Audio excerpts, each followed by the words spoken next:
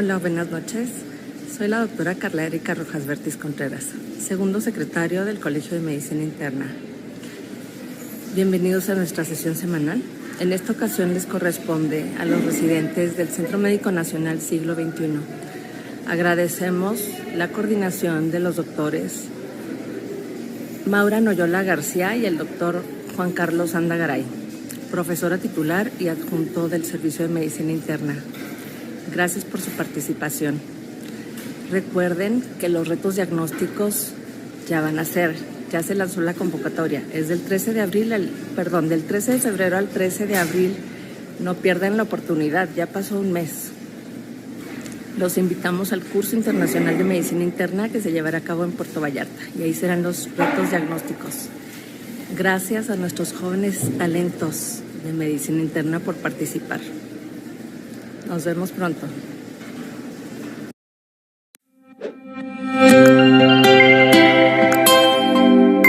Hola, somos Fundación Renovando Historias, una institución de asistencia privada del Estado de México, sin fines de lucro, políticos ni religiosos, trabajando desde 2014 apoyando al bienestar biopsicosocial de la comunidad con nuestros 4 programas permanentes.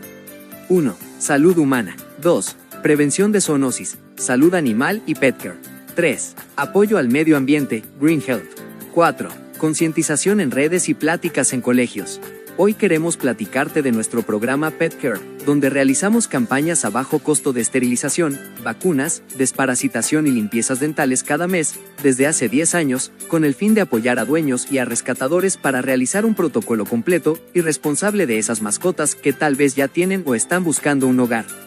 Por ello, hoy estamos recaudando fondos para realizar más campañas de bienestar para perritos y gatitos en situación de calle.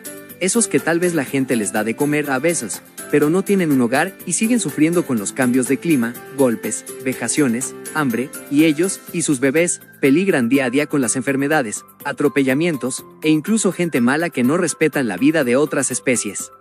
Queremos realizar 100 cirugías, divididas en 5 campañas patrocinadas al 100%, directamente en colonias de escasos recursos de los municipios de Tultepec, Tultitlán, Coacalco y Ecatepec, con el apoyo de los vecinos de cada lugar para atrapar, llevar a la campaña y resguardar por unos días a los animalitos, lo cual no solo mejora la vida de estos en corto y largo plazo, sino también la de la gente, evitando el incremento de la población canina y felina de manera descontrolada y, con ello, todas las enfermedades y tristeza que esto trae consigo. No debemos permitir que la pobreza y el desconocimiento normalice la falta de empatía, sobre todo en las nuevas generaciones para con los animales. Es por eso que pedimos tu valiosa ayuda junto con la de todos los involucrados, veterinarios, voluntarios, rescatadores, vecinos, maestros, alumnos, papitos, para poder lograrlo, y a seguir renovando historias todos juntos. En Fundación Renovando Historias, creemos que cada ronroneo y cada colita que se mueve, merece una vida larga y saludable, que mejore la vida de todos en la comunidad. Por eso trabajamos cada día para hacerlo posible. Nuestra campaña permanente Pet Care es la idónea para cuidar a tus fieles compañeros con vacunas y desparasitantes que son la base de su bienestar.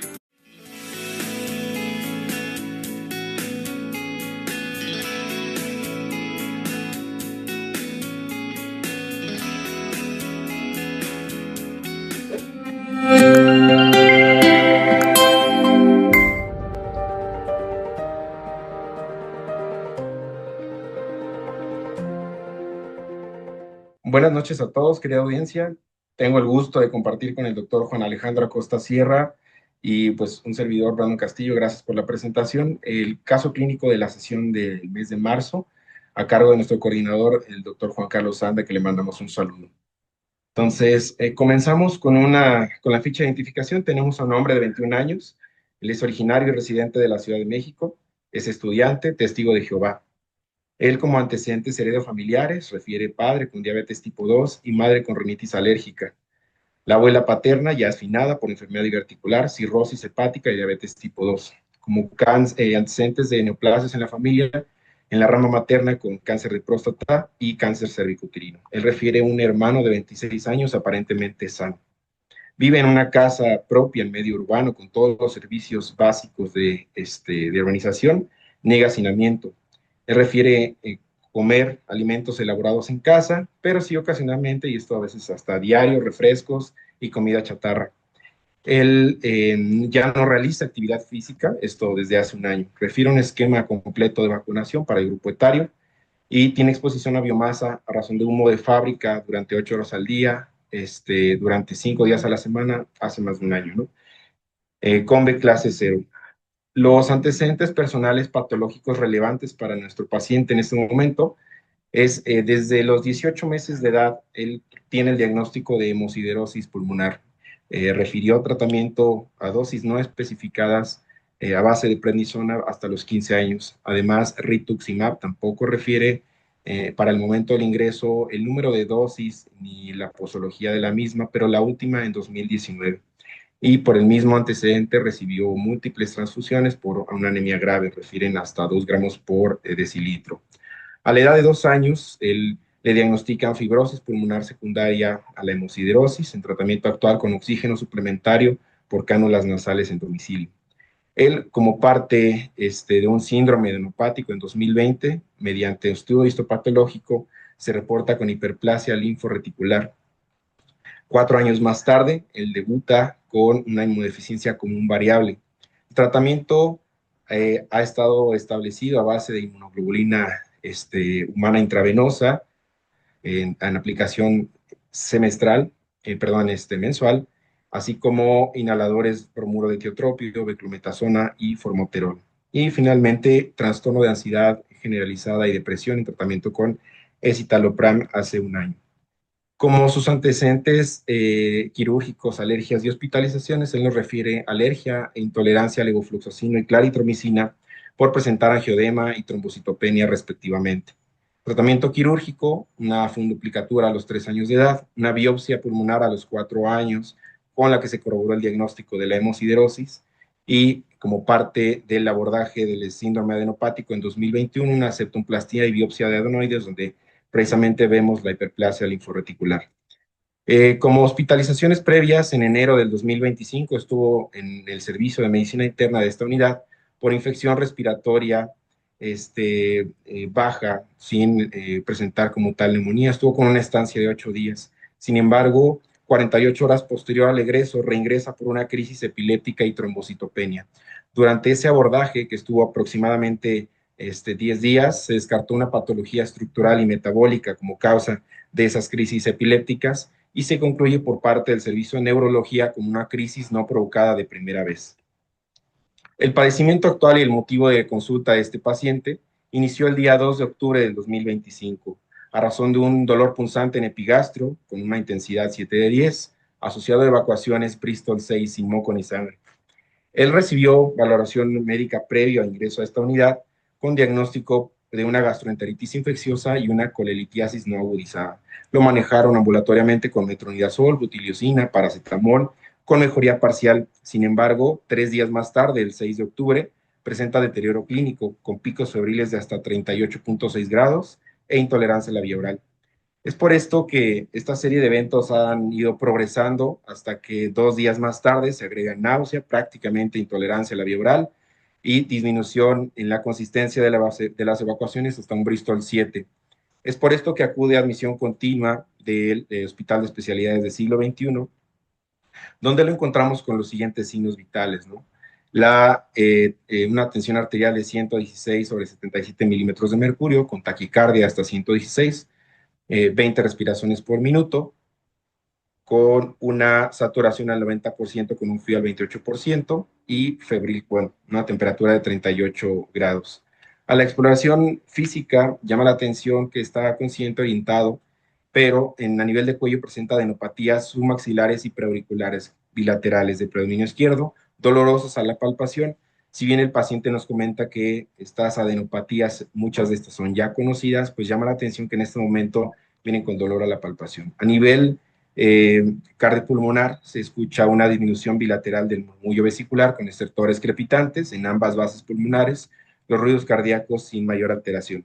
A nivel abdominal, pues sí presenta dolor a la palpación media y profunda, de predominio en mesogastro, en epigastro también.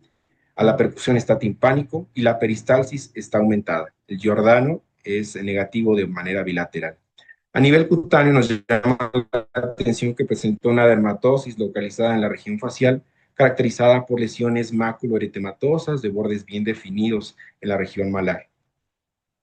En los laboratorios o paraclínicos iniciales, pues destaca una hipoalbuminemia, tenía una hiponatremia leve, para ese momento se clasificó como crónica asintomática, una determinación de calcio sérico en 7.4, sin embargo, a la hora de corregirlo mediante el True Calcium, nos da que si bien tiene una hipocalcemia, esta es leve.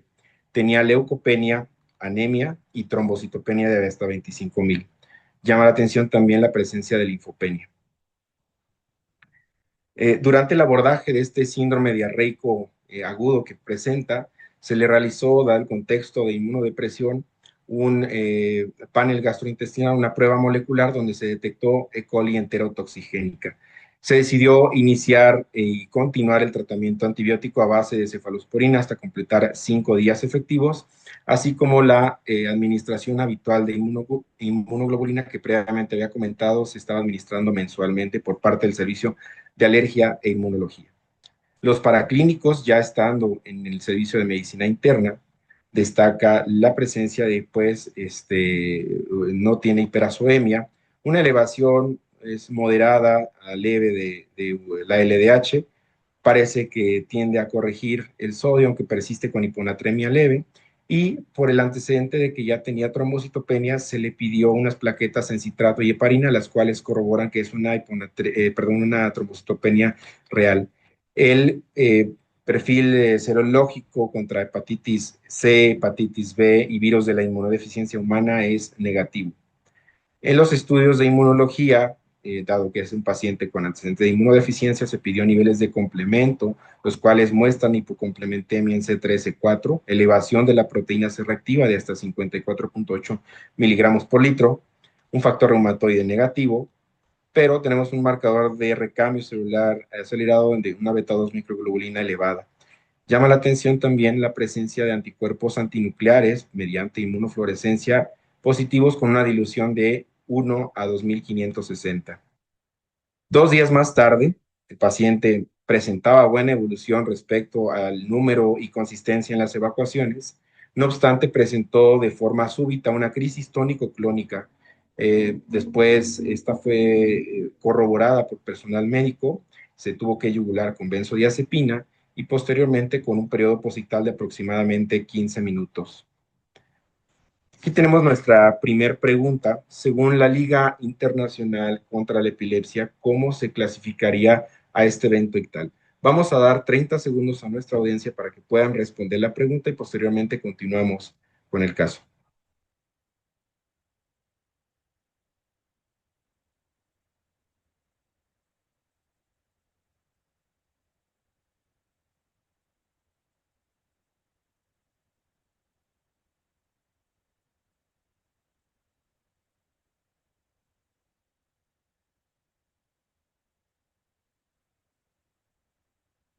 Muy bien, ya que tenemos sus respuestas, Eh, esta, este evento ictal lo vamos a clasificar como una crisis sintomática remota. Recordar que la Liga Internacional en contra de la Epilepsia define a esta como una enfermedad cerebral que se define a partir de las siguientes condiciones. Más de 2 crisis no provocadas separadas por más de 24 horas.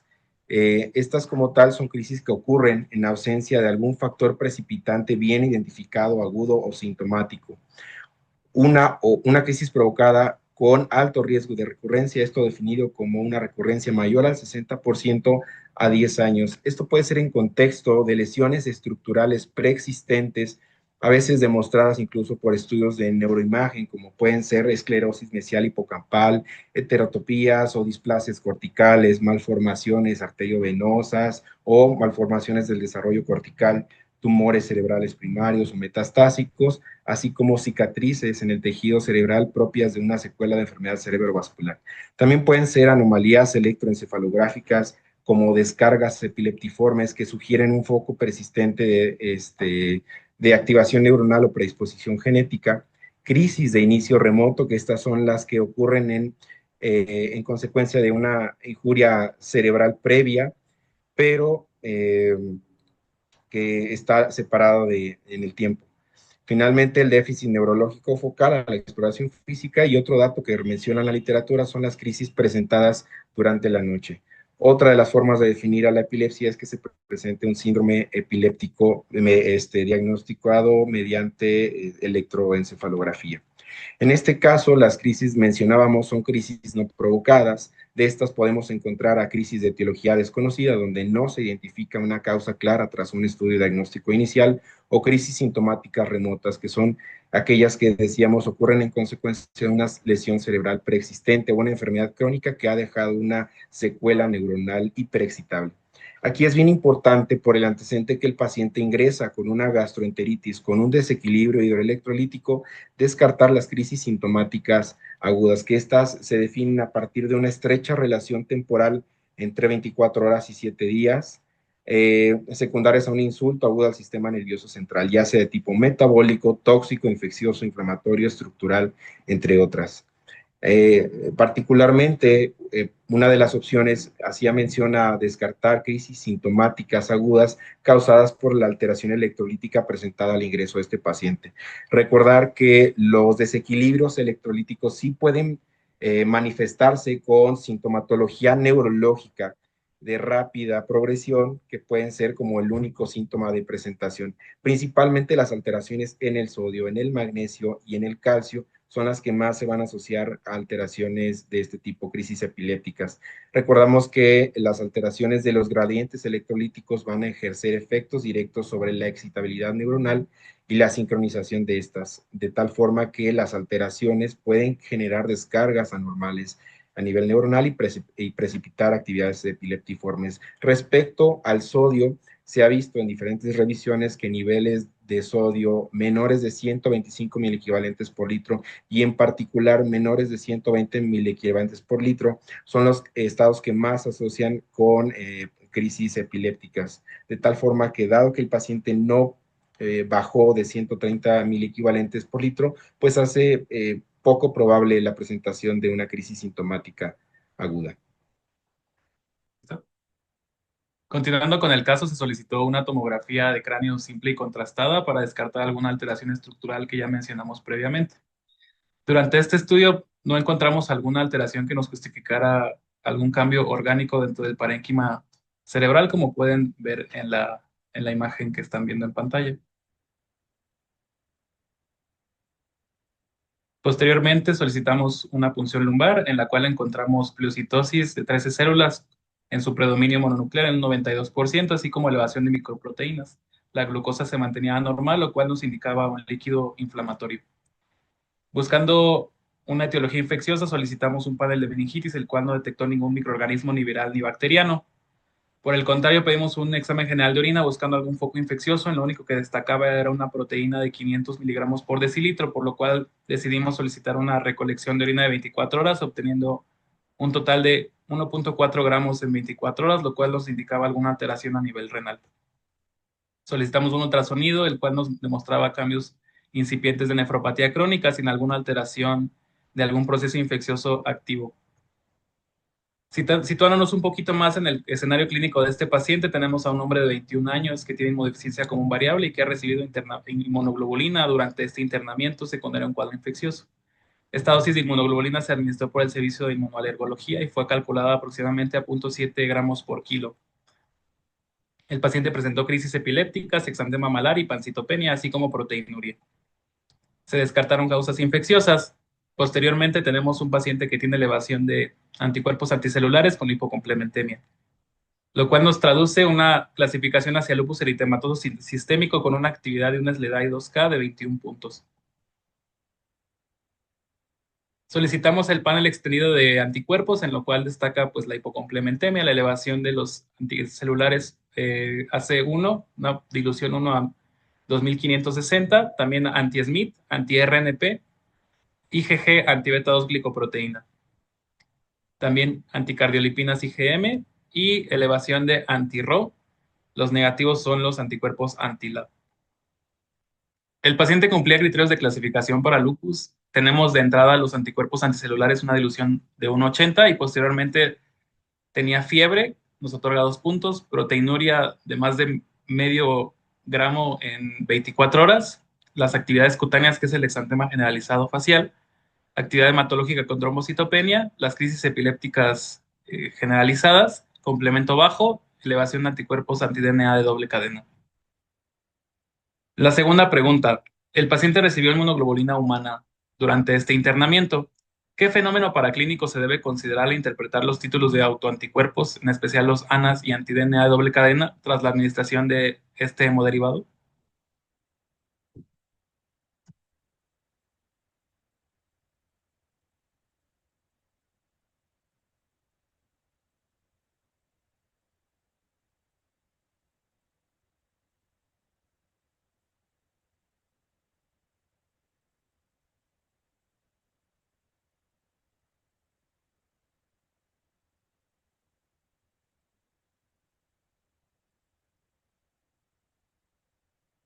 La respuesta correcta es la posibilidad de transferencia pasiva de autoanticuerpos presentes en el pool de donadores de inmunoglobulina intravenosa. El principal componente de la inmunoglobulina intravenosa es la inmunoglobulina policlonal G, la cual viene aislada de pacientes sanos, aproximadamente 1000. La transferencia de este componente puede derivar en elevación de anticuerpos que pueden conllevar a un resultado erróneo, principalmente en pacientes en los cuales sospechamos una etiología autoinmune.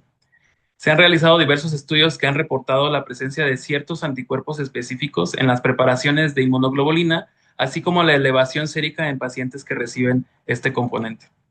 Los anticuerpos que se han encontrado son los anticuerpos anticelulares, principalmente un patrón nuclear homogéneo, moteado y citoplasmático, así como anti-Ro52, anti-Mi2, que es un tipo de anticuerpo antimitocondrial, también anti-Ro60, antitiroglobulina y antiperoxidasa. Los anticuerpos que no se han reportado en literatura son los anti-SMIT, anti-DNA de doble cadena, antinucleosoma, antirribosoma y anti-CEP-B. Se realizó un estudio en pacientes en los cuales recibían inmunoglobulina versus un grupo que no recibía este componente y se detectó significativamente la elevación de los anticuerpos anticelulares con un patrón moteado, citoplasmático, como ya les mencioné, así como anti-Ro y anti-LAB. También, por otro lado, los antimitocondriales, y también en este tipo de pacientes no se encontraron que tuvieran alteraciones en las pruebas de función hepática o alguna otra sintomatología que nos indicara enfermedad autoinmune. ¿Qué correlación existe en este tipo de pacientes? No se encontró que la dosis de inmunoglobulina por kilo de peso y la edad tuviera correlación con la concentración de anticuerpos. Lo que sí es que la elevación de anti-Ro52 se correlaciona con la dosis total de inmunoglobulina recibida, principalmente 2 gramos por kilo. También la elevación de antiláser correlaciona con una elevación en anticelulares, anti-Ro52 y anti-Mi2.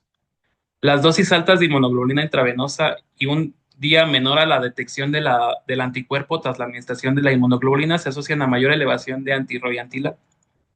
La cantidad de anticuerpos disminuyeron durante 28 días, sin embargo, los anti-Mi2 y también los antitiroglobulina y antiperoxidasa pueden mantenerse elevados durante más tiempo, hasta por 3 meses. Nuestra tercera pregunta es, ¿cómo se conoce a la asociación clínica donde un paciente presenta simultáneamente inmunodeficiencia común variable y enfermedades autoinmunes como lupus eritematoso sistémico?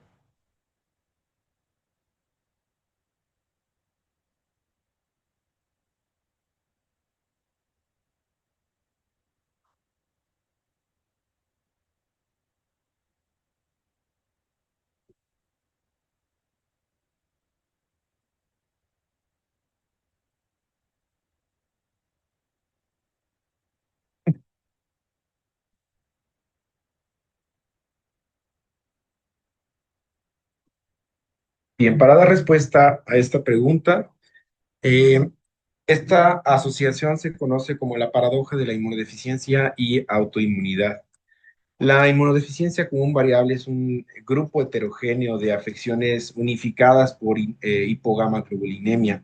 Esta se va a caracterizar por niveles bajos tanto de inmunoglobulina G más inmunoglobulina A y puede o no estar acompañada de una disminución sérica de los niveles de inmunoglobulina M. Además, se caracteriza por infecciones recurrentes, principalmente sinopulmonares, gastrointestinales, predisposición autoinmune, enfermedad granulomatosa, linfoproliferación benigna y malignidad. Esta tiene una prevalencia muy variable de 1 a 10,000 a 50,000 casos y tiene dos picos de presentación, principalmente en la niñez y adolescencia, y lo más común es que hacia la tercera y cuarta décadas de la vida es donde más se están diagnosticando los pacientes. Como decíamos, es una enfermedad heterogénea y multifactorial, donde hasta el 70, 85% de todos los casos se considera como criptogénico o idiopático. No obstante, el 20-25% de los casos puede haber una mutación genética muy puntual que esté provocando la inmunodeficiencia. Decíamos entonces, la paradoja de la inmunodeficiencia radica en que el mismo defecto molecular que impide que la respuesta protectora contra patógenos facilita la pérdida de la tolerancia inmune. Hay varios mecanismos bien identificados en esta, como defectos en la selección del checkpoint de las células B. Esto a través de una falla en la eliminación de células B de clonas autorreactivas en la médula ósea y en los centros germinales. La expansión de células B con este marcador CD21, que es un distintivo de las complicaciones autoinmunes por la acumulación de células, por decir, exhaustas o con actividad crónica, que no se van a diferenciar en células plasmáticas, pero que van a secretar grandes cantidades de citocinas proinflamatorias, y disfunción de células T reguladoras, las cuales van a disminuir el umbral de secreción de clones autorreactivos. La autoinmunidad de la inmunodeficiencia como un variable se reporta en hasta el 30% de los casos. Aquí lo que hay que destacar de la literatura es que la principal presentación de enfermedades autoinmunes en estos casos es mediante citopenias inmunológicas, ya sea trombocitopenia inmune o anemia hemolítica. Esto más o menos se lleva el 30 hasta 40% en diferentes series reportadas. Aquí lo que hay que destacar, los pacientes con lupus eritematoso sistémico realmente representan una minoría en el perfil de autoinmunidad en pacientes con inmunodeficiencia como un variable. Nuevamente, insistir que las alteraciones en los linfocitos T, la baja expresión del CD21 es lo que va a correlacionar con esta autorreactividad. Y una falla en el cambio de isotipo, la disfunción de los linfocitos T reguladores, la pérdida de tolerancia inmunológica y la predisposición genética mediante los genes que previamente habíamos comentado. Tenemos una última pregunta.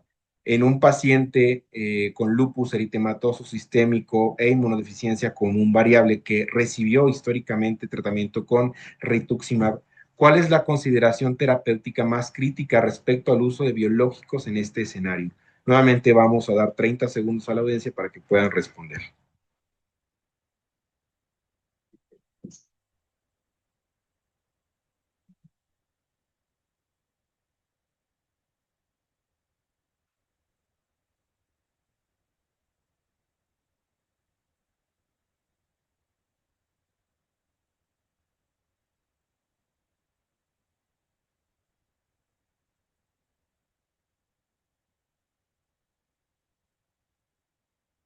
La respuesta correcta es: se puede utilizar, pero incrementa el riesgo de infecciones oportunistas y requiere vigilancia a niveles séricos de IgG. ¿Cuál es el papel del rituximab en esta paradoja inmunológica? Como conocemos, el rituximab es un anticuerpo monoclonal que se dirige ante el receptor CD20 de las células B, lo cual agota estas células durante 6 a 12 meses.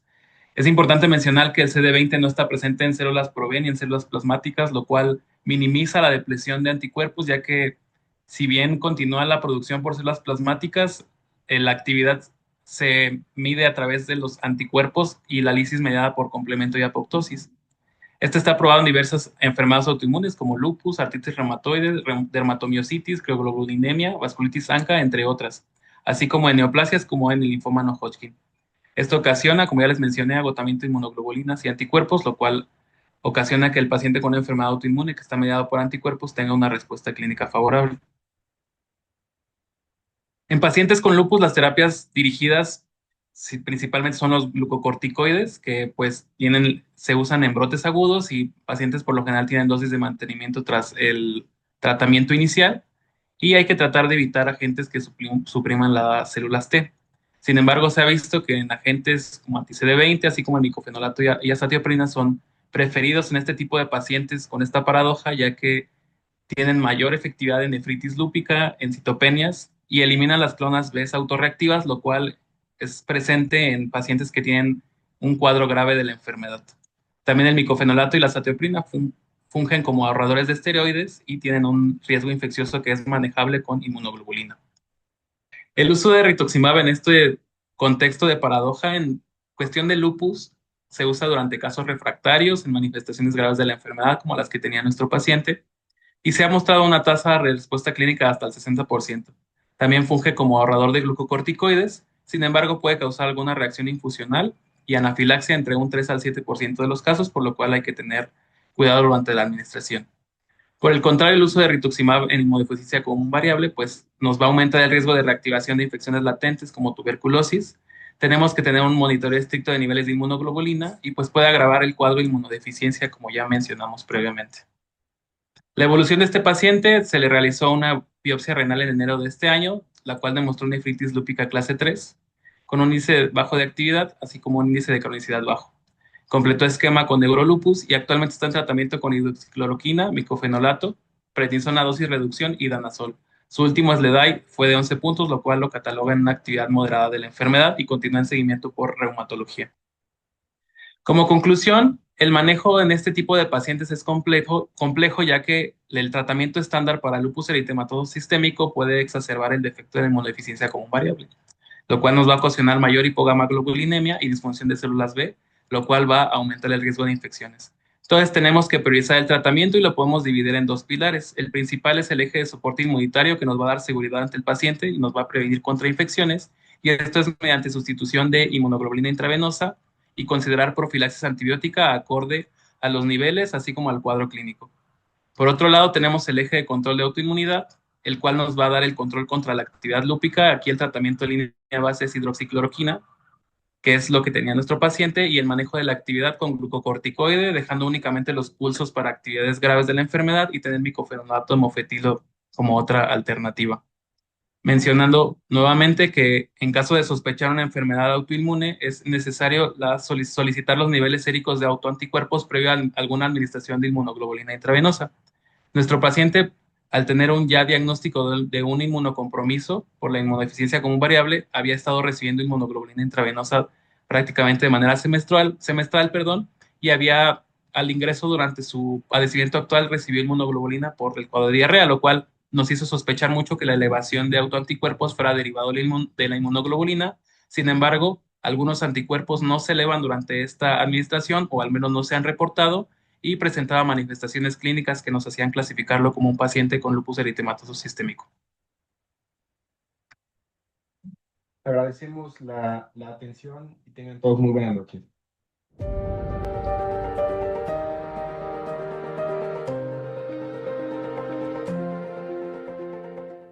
Hola, pues ya finalizó nuestra sesión de residentes. Agradecemos mucho la presentación, un caso muy bien llevado, ¿verdad?